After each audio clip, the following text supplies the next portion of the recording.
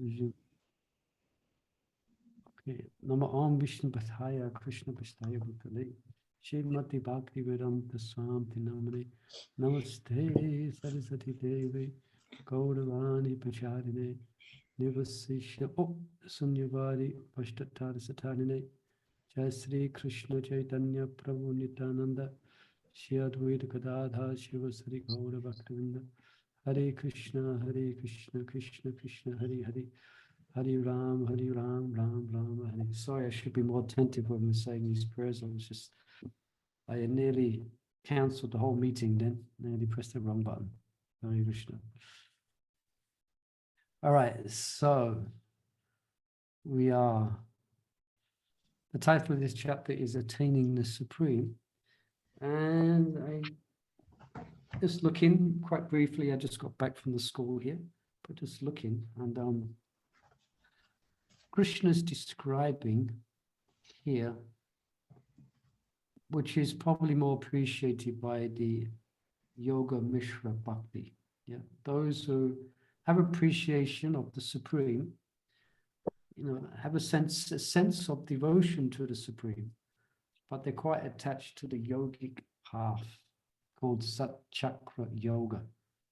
And it is a path that was more practicable in previous ages. Yeah, well, one would lead a very, very austere life of stark renunciation and do intense meditation. Yeah, and that is a method for realizing the Supreme. But as we're going to hear today, that 1 second, people coming in. As we're going to hear today, Prabhupada's going to remind us that it's very difficult and it's not practical today. And in essence, it's not needed, because the goal of this Satchakra Yoga is Krishna. So if we're worshipping Krishna with devotion, then there's no need. Although, having said that, we can learn some aspects of Satchakra Yoga, which means to control one's senses. It means to be able to withdraw the mind from the material senses and the sense objects. So we don't completely reject everything to do with such yoga, but it's all kind of taken care of if we really practice Krishna consciousness correctly. So this is what these few verses are going to describe, because this is attaining the Supreme. So some persons attached to this yogic path will attain the Supreme, but more practice in the past. All right, so a little short introduction. And let me just see, we're on text 11 today, yeah. So someone would like to kick off, as they say in football? Yeah, I will read. Go ahead and read. Text 8:11, yeah? Yeah.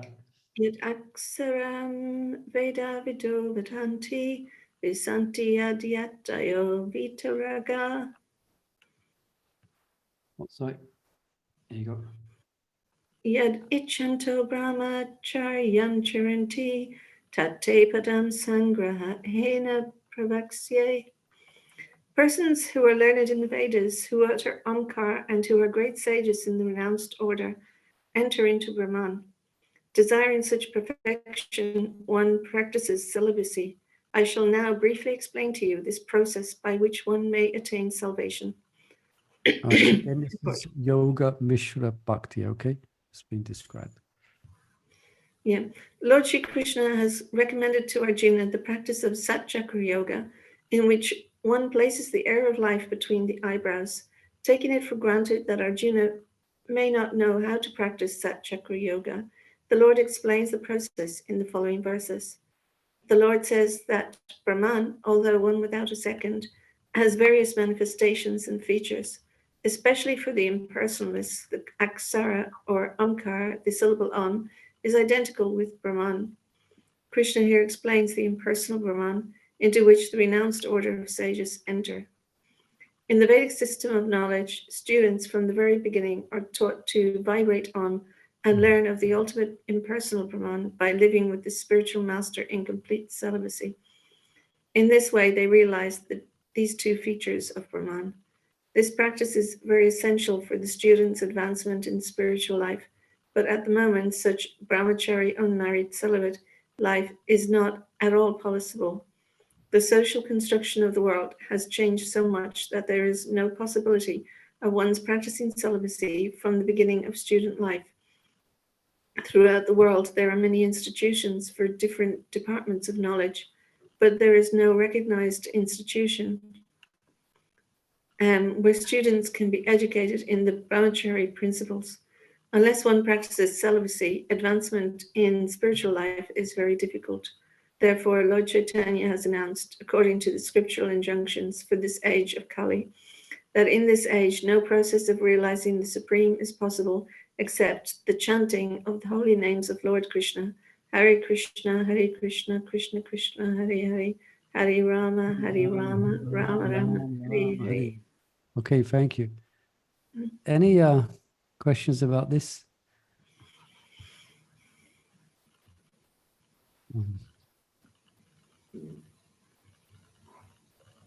Yeah, I just looked briefly. I'm sure we've all seen these pictures of someone sitting in yoga asana, lotus asana. And there's different, there's actually 7. I think Sat Chakra Yoga. I think Sat means 6. Does anyone know what the Sat is? It 6 or 7? But anyway, there's different chakras. If, you know, we've all seen these pictures where someone's sitting cross-legged. 7 chakras. There's 7 chakras. Yeah. Yeah. Starts from the Mudra chakra down just below the pelvis, then in the stomach. Oh, so you know, some people always know these things. Yeah. Then the highest. Muladhara chakra. Muladhara chakra, yeah. So and it goes one in the throat, and there's the one in the forehead. Sahasra. All right. Sahasra chakra is the highest. Yeah, I know. So you've done a little bit of that. And then at the top of the skull. Yes. And interesting that this was generally available to, as we mentioned before, it wasn't available to people in general. And it would, you know, no discrimination mentioned, but generally it would be men that would engage in, I mean, there would be some women, but generally it was quite restricted of who could follow this yogic practice. You know, there were yogis, there were ladies who would take to the yogic path. But I find it interesting here, Prabhupada speaks in a more, how can I say, a more, so look, a more, I can't try and explain it. He's speaking in a way which is more approachable for people within the world. Because the reason I speak like that, because Prabhupada says here, the practice is very essential. But for the students, for students' advancement, he's speaking about celibacy here. Impersonal Brahman, living with the spiritual master in complete celibacy. In this way, they realize these two features of Brahman. So it's quite a powerful thing in of itself, celibacy. Then this practice is very essential for students' advancement in spiritual life. But then Prabhupada says, but at the moment, such brahmachari, unmarried celibate life is not at all possible. All right. Well, I've been a brahmachari for 30 years, over 30 years. And here in Mayapur, there must be about 300 or 400 brahmacharis. And also in other temples throughout India. But I think Prabhupada established the brahmachari ashram, and he established the brahmacharini ashram as well.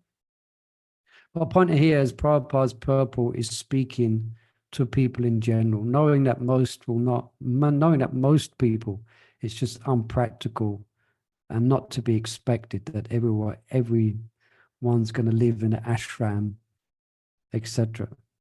So I thought it was interesting how Prabhupada is mentioning that here, although he himself established brahmachari ashrams. But Krishna consciousness is so powerful that it's not dependent on living in an ashram. I mean, it can definitely help, no doubt. But if that's not possible, one is not restricted from attaining the highest perfection in Krishna consciousness. And that's because of the holy name. Yeah, the holy name in itself is the main practice, and by doing that, by avoiding offenses, you can achieve success. Yeah, you can awaken that dormant love for Krishna, even though we might not be living in a bunk bed in an ashram, in a parachar ashram. That just crossed my mind. Yeah, any other comments or questions upon that?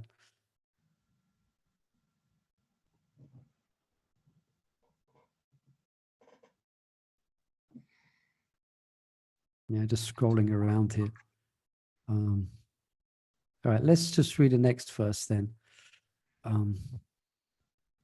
Sri Prabhupada says in 8:12, these verses are similar, describing this Satchakra Yoga. Okay, someone else like to read 8:12?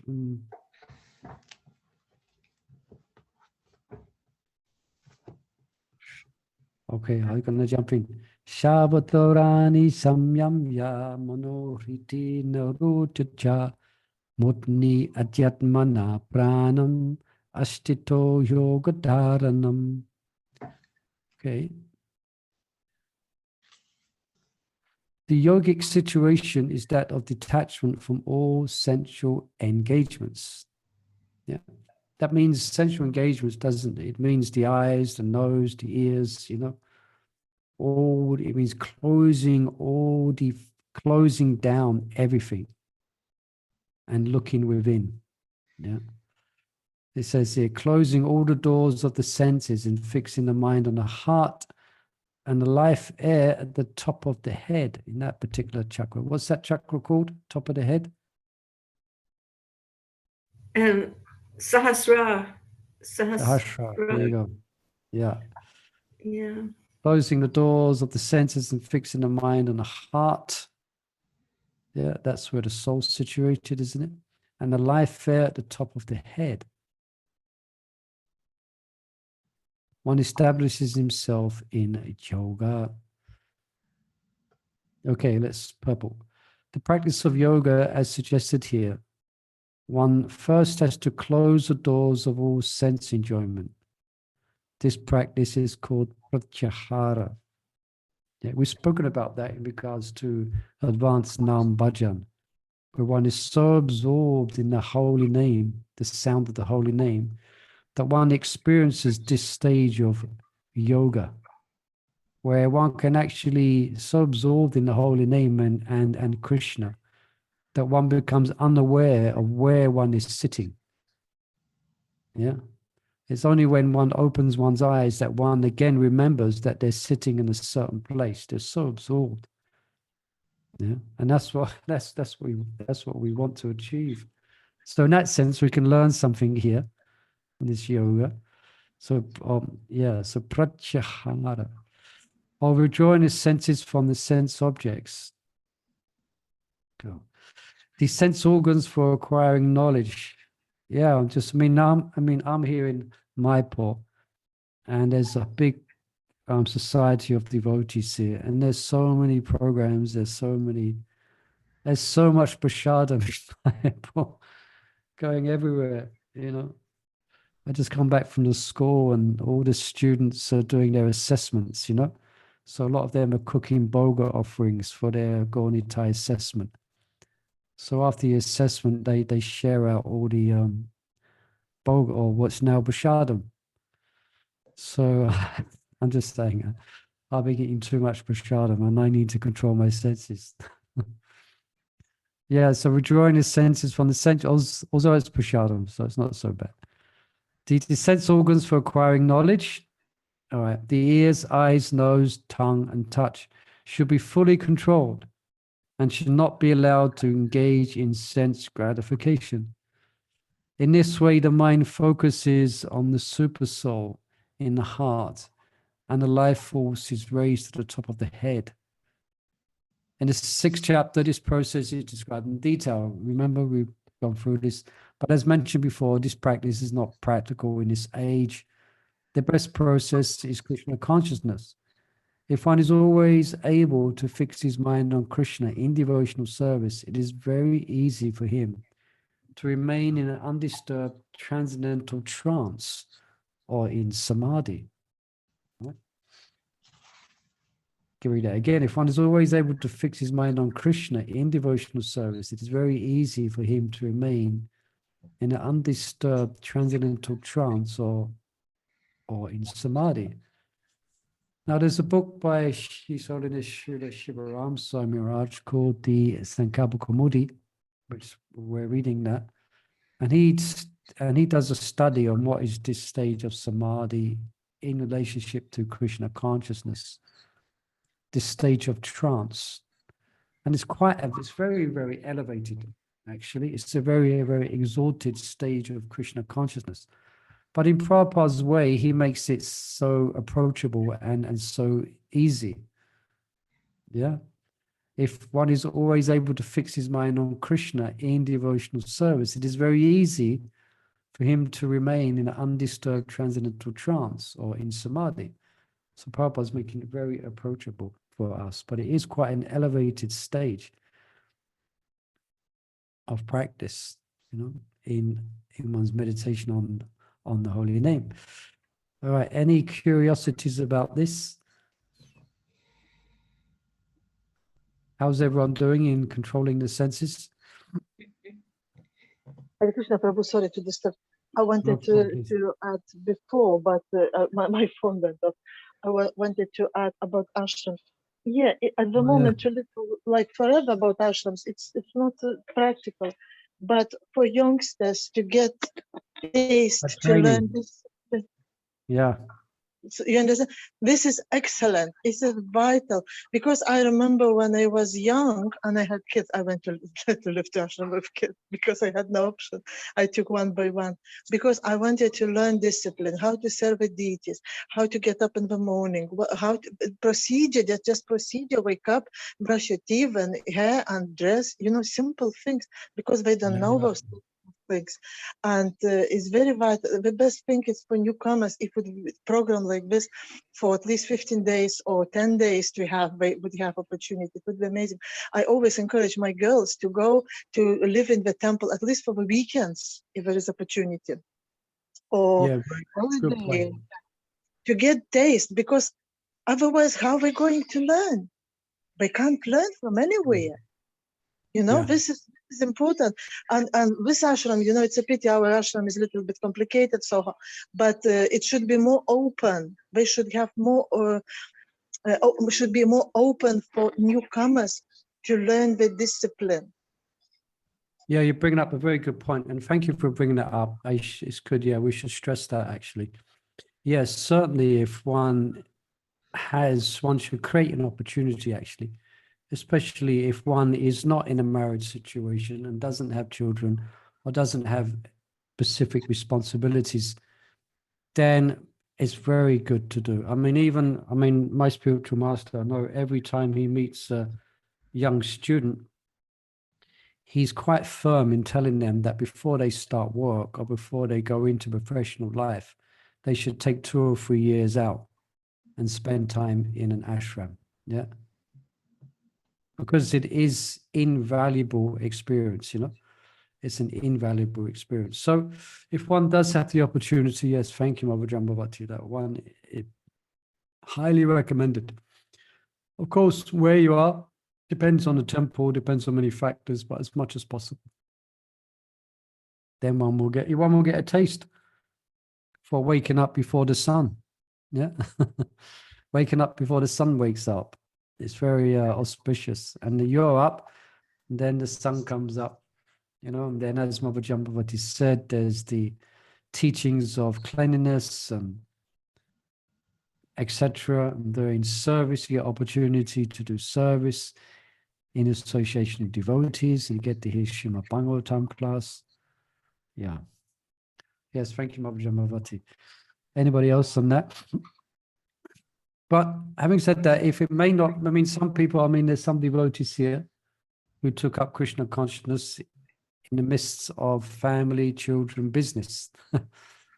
So perhaps not possible, but still, to be Krishna conscious is still possible, even if one hasn't had that experience, by the power of Shravanam Kirtanam. All right. Anyone else on that? Any comments on that?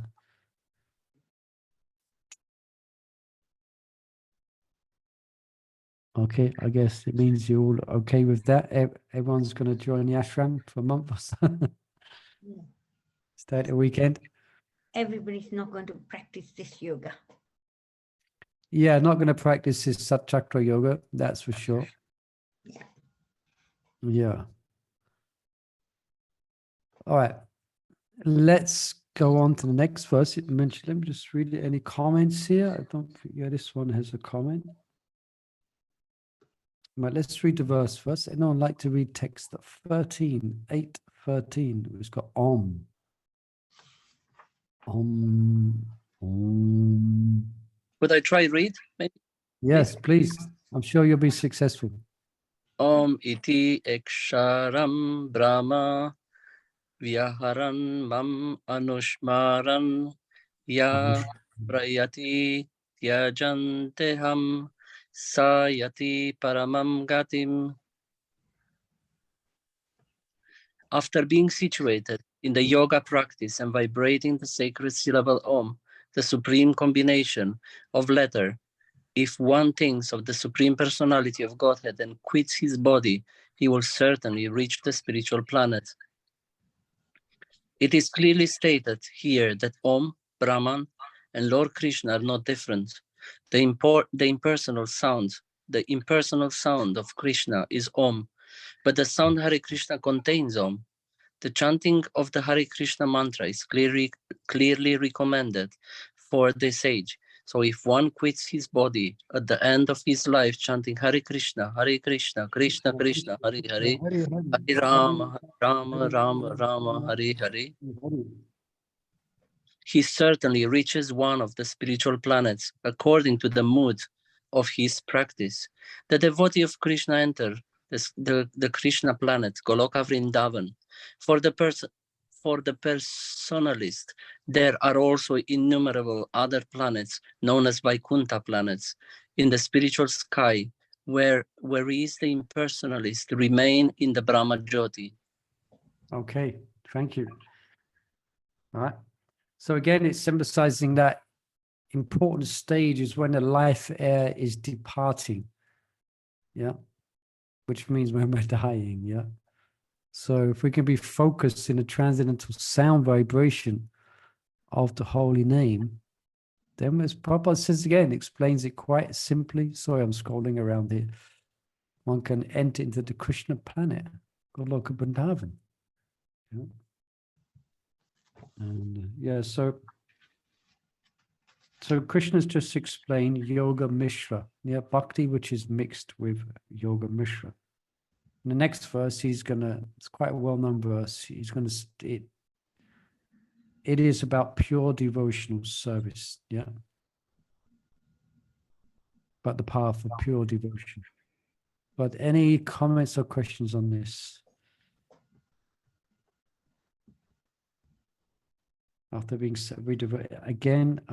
situated in this yoga practice and vibrating the syllable Om. That's one question I had myself. Perhaps I'll ask it here. Prabhupada says about Om is contained within Hare Krishna. But I don't hear, when you chant Hare Krishna, Krishna Krishna, Hare Hare, Hare Ram, Ram Ram, Hare. I can't hear any Om in that. But when you chant constantly, then you will hear the murmur behind, which all gonna be the result of Om. Say that again. When you chant constantly, you hear chant the what? constantly, like when you're repeating in one point, like Hare Krishna Krishna Krishna, Hare Hare, Hare Ram, Ram Ram, Hare Hare. Then is this vibration which is be after it. All which right. So like Mother Manga was presenting that. All right. I'm not. what does everyone think of that by chanting Hare Krishna, Krishna Krishna, Hare Hare, Ram Ram, Ram Hom Hom Hom Hom. No, when you chant all of it, this vibration, which is kind of constantly, it's All right. Let anyone else? it's a What is Prabhupada mean? remnants of You That's sound all. like Om now. That's all, no. Yeah, Yeah, you've gone through the it's tube gotta there. be something different. maybe that's why. Anyone else? What does Prabhupada mean exactly here? That Krishna It's included. contains everything, including the primeval sound. Yeah, Mother Gayatri just said in a very few words exactly, I think. Everything Krishna means, it's all complete. Yeah, within Krishna, everything is, even the manifestation in its contemplation of being the impersonal or the energies, which is sometimes meditate on the impersonal conception of the absolute. Yeah, it's all contained within Krishna. So everything that is obtained by chanting Om is obtained by chanting Hare Krishna and more. You see, if you chant Om, then you can realize the eternity feature and the knowledge feature. Yeah, you actually, by chanting Om, those who seriously practice it with the according lifestyle of control of the senses, they tune in or realize eternity of the self. Yeah.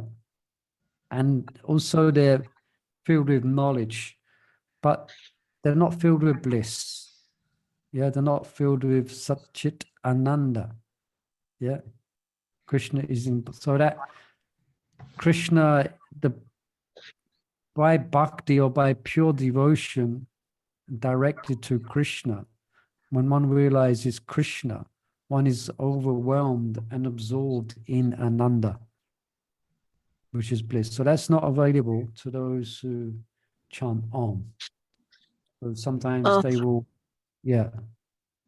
There is some, having said that, just one sec, if they haven't said that, there is, some people go to the Buddhist club on a Sunday and they chant Om and they feel great afterwards. That's not exactly Ananda. They're just, for 30 minutes, they're not thinking so much of nonsense. They're just chanting Om. So then they feel quite happy with themselves. So that doesn't mean that's Ananda. Sorry, I cut someone off there. Someone was going to say something there? Hare Krishna Prabhu, I was thinking, Hare Krishna, because Om is a sound, Om is sound vibration, but Hare Krishna mantra is not sound vibration. It's like, it's Krishna himself. Mantra is Krishna himself. that's quite esoteric. Yeah. Yeah, it's said that it's described that although it's considered, is to explain as the Maha Mantra, it's actually more than a mantra. It's actually Yeah. it is Krishna himself. Yeah, it's quite esoterical in the form of a mantra, but so therefore it's not. Yeah.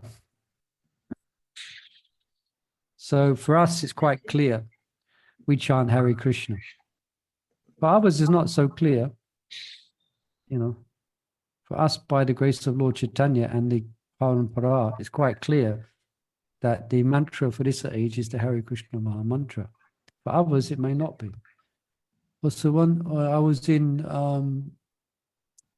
Ekachakra, and there's the whole Nityananda Vamsa, whole deliberate succession follows of Nityananda's offspring. And what did they chant? But it's a good job I forget.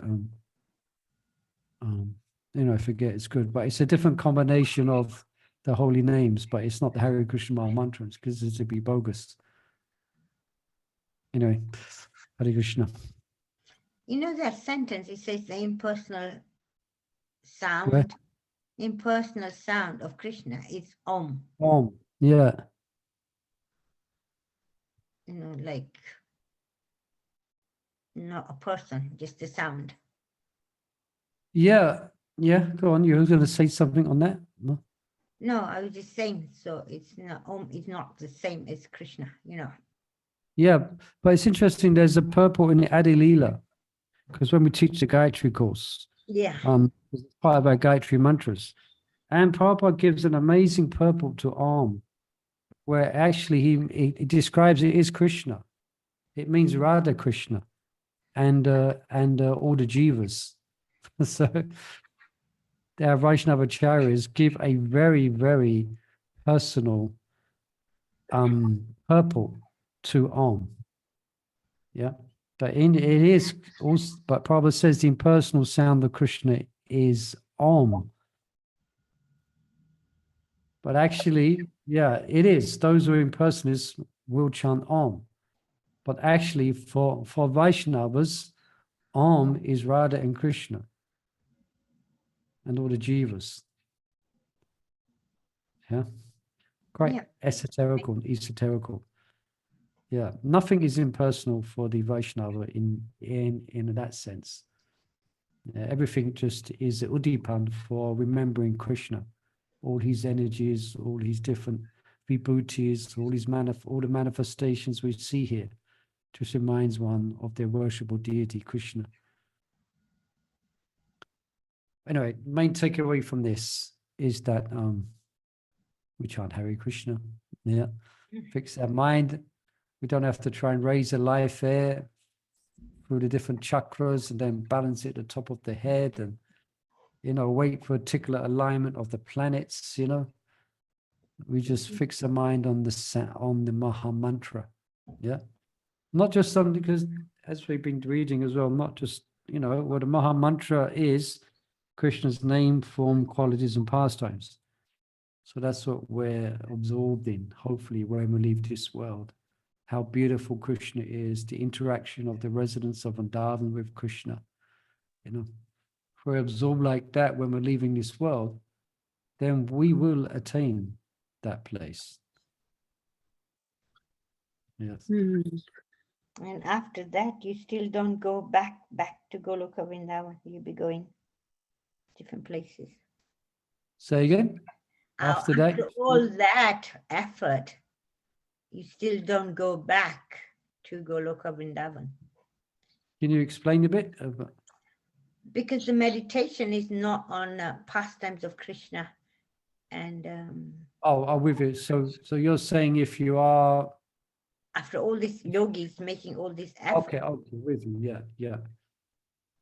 Yeah, if there's some mishra, if their practice is not completely bhakti, something's mixed in there, then no doubt they would attain an elevated position in the next life, maybe higher planets. But to attain this Goloka Vrindavan, there should be no mixture. There should be no mishra. And that's the next verse. Yeah, the next verse. Ananya checha satatam. Yeah, for one who always, ananya, without deviation, fix the mind upon me. Okay, quick, we're quite eager to get there. So let's listen. Let's hear text 14. Someone like to read text 14? It's a long purport. All right, let me just check out the purple. 1, 2. I can read. I like one purpose. Okay. By what we might do, it describes all the chakras here as well. What we might do is we might stop each paragraph, because by the time we finish the purple, we normally forget what was read in the beginning. That's why I'm thinking, why don't you read? So you stop at the right place. No, it's okay. You can read Mother Gayatri, and then we'll stop at each purple. You just stop me when I need to stop. Yeah, okay. Yeah. Okay. Bhagavad Gita 8.10. Ananya cheta satatam yomam smarati nityasha tasyaham salabha partha nitya yuktasya yogina. Translation. For one who always remembers me without deviation, I am easy to obtain, O son of Prtha, because of his constant engagement in devotional service. Purport. This verse especially describes the final destination attained by the unalloyed devotees who serve the Supreme Personality of Godhead in Bhakti Yoga.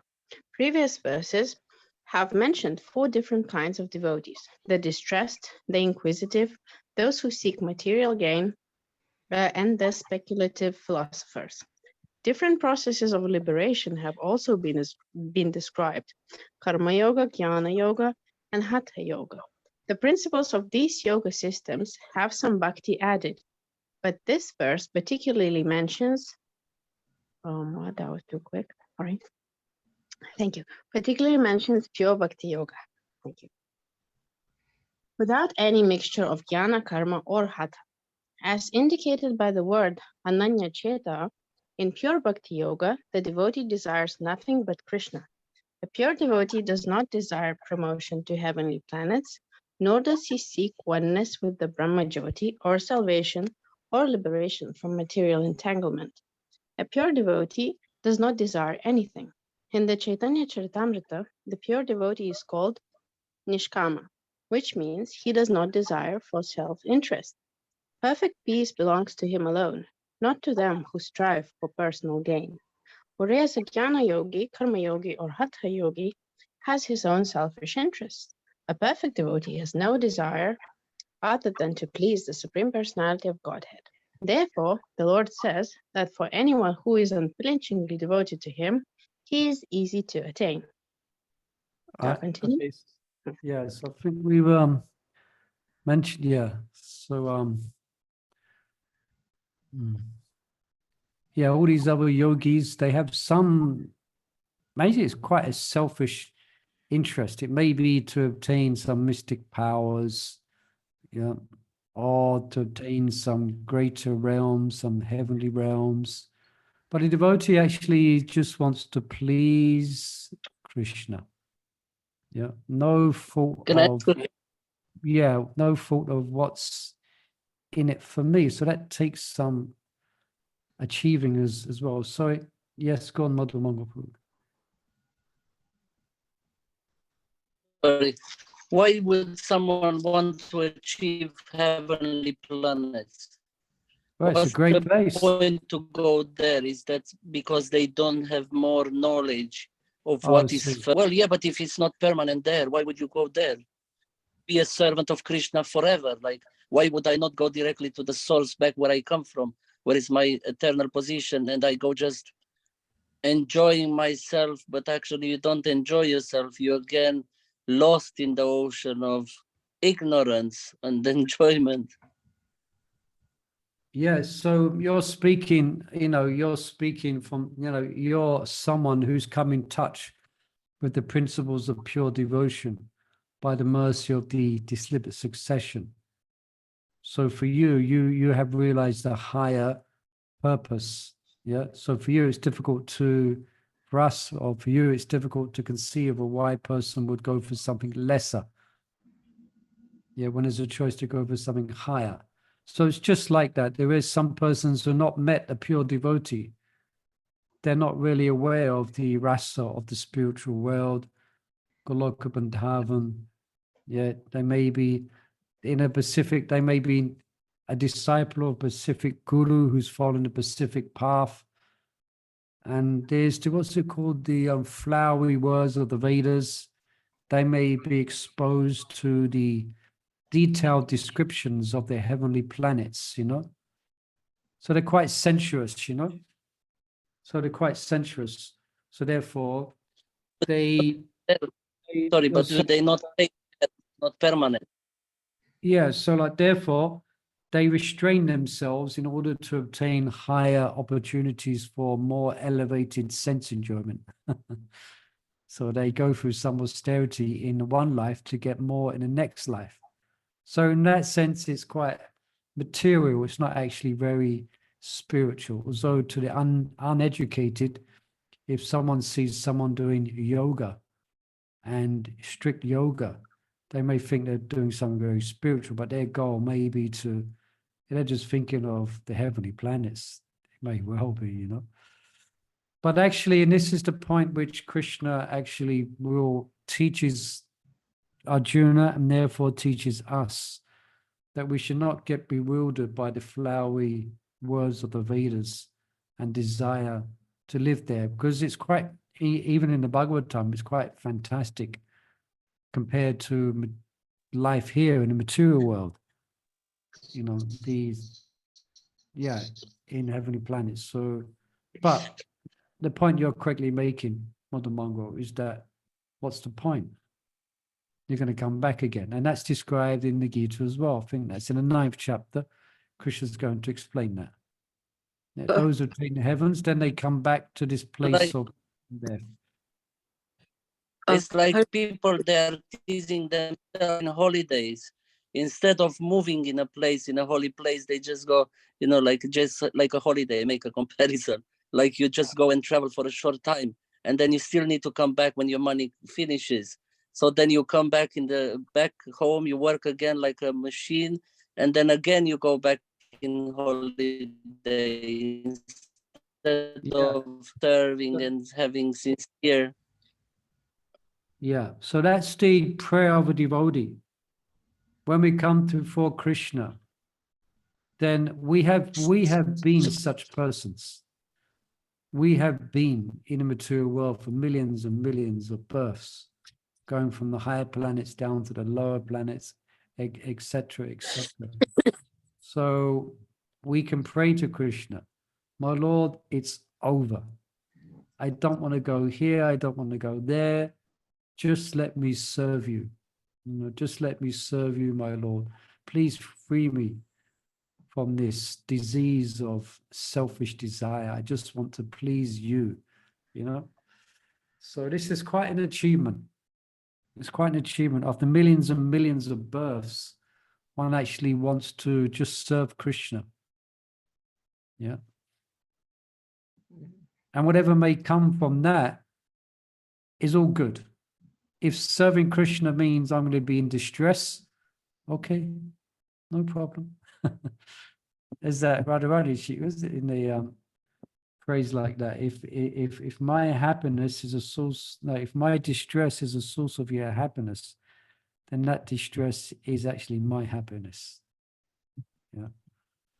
So this is, this exalted position. Is it not true? Is it not true that we're gonna have more pleasure to serve Krishna than to be in the heavenly planets? Because being in the heavenly planets, you don't really have any pleasure, but serving Krishna and pleasing him, you also experience the pleasure he experienced. Yeah, that's that's just as an abide that comes of its own accord. So we should be careful also that we're not being attracted to this to Goloka Vrindavan because of the thought of more pleasure for us.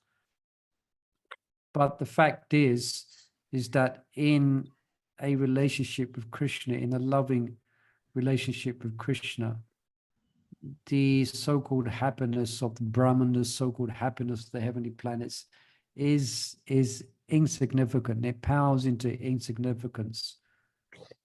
Yeah. Thank you. Yes, someone else on this? Hare Krishna Prabhu. Yes, please. What came to me is, without chanting the Hare Krishna Maha Mantra, it's impossible to understand this. Because we are chanting, I think, understand this. Hare Krishna, without chanting Hare Krishna Maha Mantra, we will not understand what we really have to understand. So I was thinking 526 years ago, because Mahaprabhu came here, we got this mercy. And the people earlier, because it is lost, it would have been very difficult. Yeah. And also, yeah, and therefore the disciple succession, the six Goswamis, and therefore, yeah. Yes. So we are very fortunate in this period to come in this period. And that is why this yogic practice is even still, it is here, people are just doing it because they were just doing it, and they don't have the proper understanding, because it's only 525 years, and just because of the Maha Mantra, everything got cleared. Yeah. So they haven't met a devotee as such. They may have met a devotee, but they haven't learned, they haven't heard from a devotee. Yeah. these principles of Ananya Chetaha. All right, let's read another paragraph. We just stopped in one paragraph. Go on, Mother Gayatri, read another paragraph. Okay. A pure devotee always engages in devotional service to Krishna in one of his various personal features. Krishna has various plenary expansions and incarnations such as Rama and Nrisimha, and the devotee can choose to fix his mind in loving service to any of these transcendental forms of the Supreme Lord. Such a devotee meets with none of the problems that plague the practitioners of other yogas. Bhakti yoga is very simple and pure and easy to perform. One can begin simply by chanting Hare Krishna. The Lord is merciful to all, but as we have already explained, he is especially inclined toward those who always serve him without deviation. The Lord helps such devotees in various ways. As stated in the Vedas, Katha Upanishad 1.2.23, Yam evaisha vrinate tena labhyas, tasyesha atma vivrinate tanum swam. One who is fully surrendered and engaged in the devotional service of the Supreme Lord can understand the Supreme Lord as he is. And as stated in Bhagavad Gita 10.10, Dadami Buddhi Yogam Tam, the Lord gives such a devotee sufficient intelligence so that ultimately the devotee can attain him in his spiritual kingdom. Right, just read it at this point. I just read a little bit here from Purijan. He mentions Ananya Cheta, the word there in the verse, which means, let's just go to the word for word. Ananya Cheta means without deviation of mind. All right, so back here. So Ananya Cheta means undeviating, with no desire for heavenly pleasure or liberation. Just spoke about that. Yeah. Satatam and Nityasya means always serving, with no break. Okay, no more holidays in serving Krishna, because we serve him all the time. For one's entire life, without consideration of time and place. Yeah. Krishna is so pleased by such an attitude that he becomes sulabha, easier to obtain. So from that dedication of oneself to serving Krishna, you please the Lord. Yeah. So therefore, he makes himself available. Even if one is not yet on that platform, but only desiring to reach it, Krishna removes all obstacles.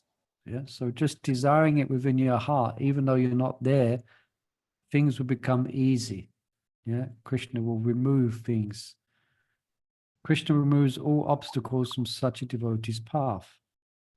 A vivid example illustrating this, the importance of Ananya Cheta Bhakti, is found in Lord Chaitanya's Leela.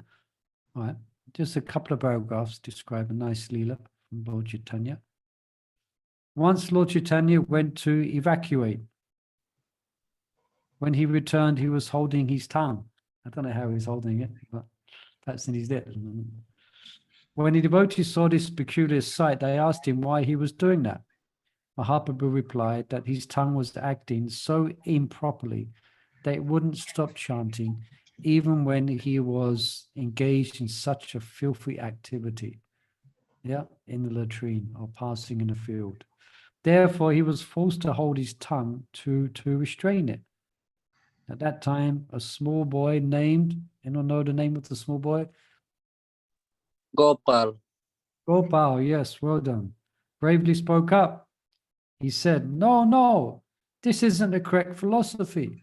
He's a young boy, just imagine, he's speaking to Lord Chaitanya. No, this is not the correct philosophy. Krishna's name is pure and should be chanted at all times. Yeah, it's not like if you take the holy name to the toilet, it's going to become contaminated. It's always pure. We become contaminated, not the holy name.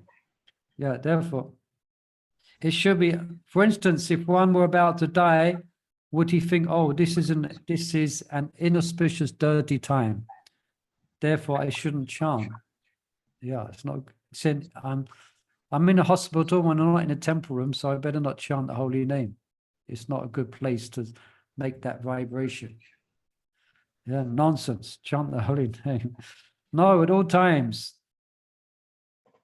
regardless of the external purity of the situation, one should remember Krishna and chant his names. Chaitanya Mahaprabhu replied, you have properly understood the philosophy. You are my guru. You are now known as Gopal Krishna, yeah, you know. Oh no, Gopal Guru. Gopal Maharaj, Gopal Guru, Maharaj, Gopal Guru. Yeah. All right. Interesting, that story. I can't, yeah, so there you go.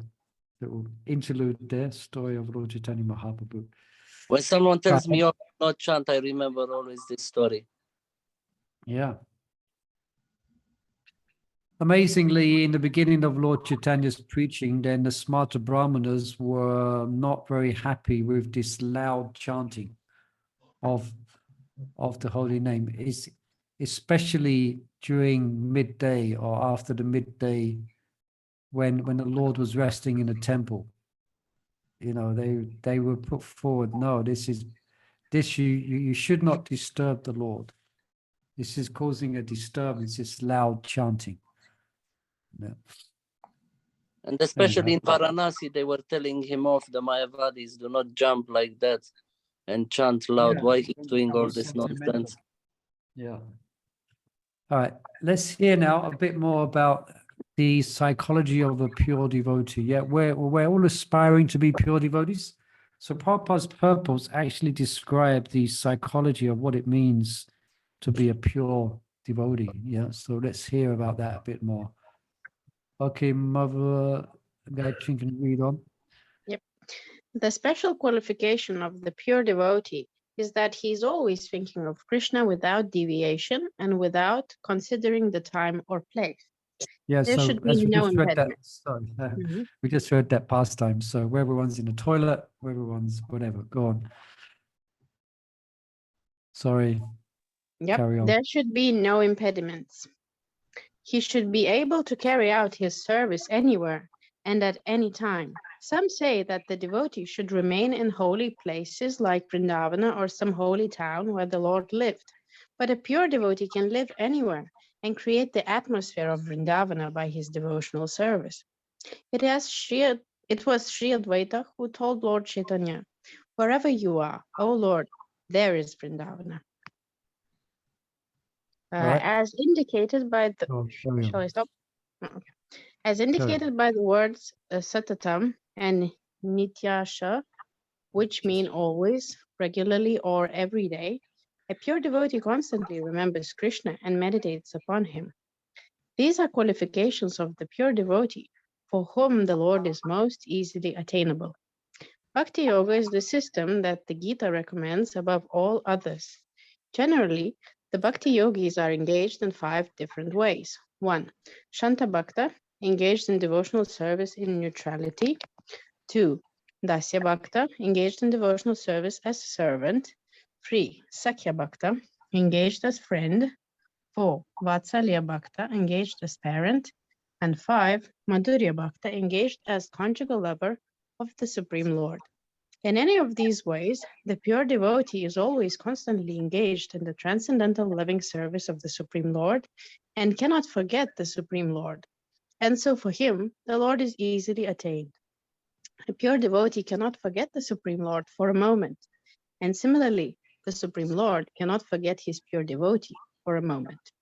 This is the great blessing of the Krishna conscious process of chanting the Mahamantra. Hare Krishna, Krishna Krishna, Hare Hare, Hare Rama, Rama Rama, Hare Hare. Okay, let's see if there's more. No, yeah, okay, let's see the purple. Okay, wonderful purple by Srila Prabhupada. Any further questions or comments upon this? I like this devotee staying wherever Krishna is Vrindavan. Yeah, was it yesterday? Yesterday. Yeah. Quite a senior devotee, like he was coming to cook and I was sitting on the stairs and he says to me, you should be in Vrindavan like Ramashakti Mataji is there. Now, your time now is to be in Vrindavan. But I didn't want to say anything, argue anything or anything. And I was thinking, Vrindavan is wherever Krishna is, wherever you make it Vrindavan. Yeah, very good point. Prabhupada was making that here, yeah. Yeah.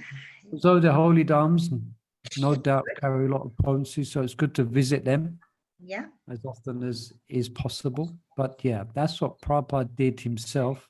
He actually left Vrindavan and he created Vrindavan. Yeah. Yeah, good point. Yeah.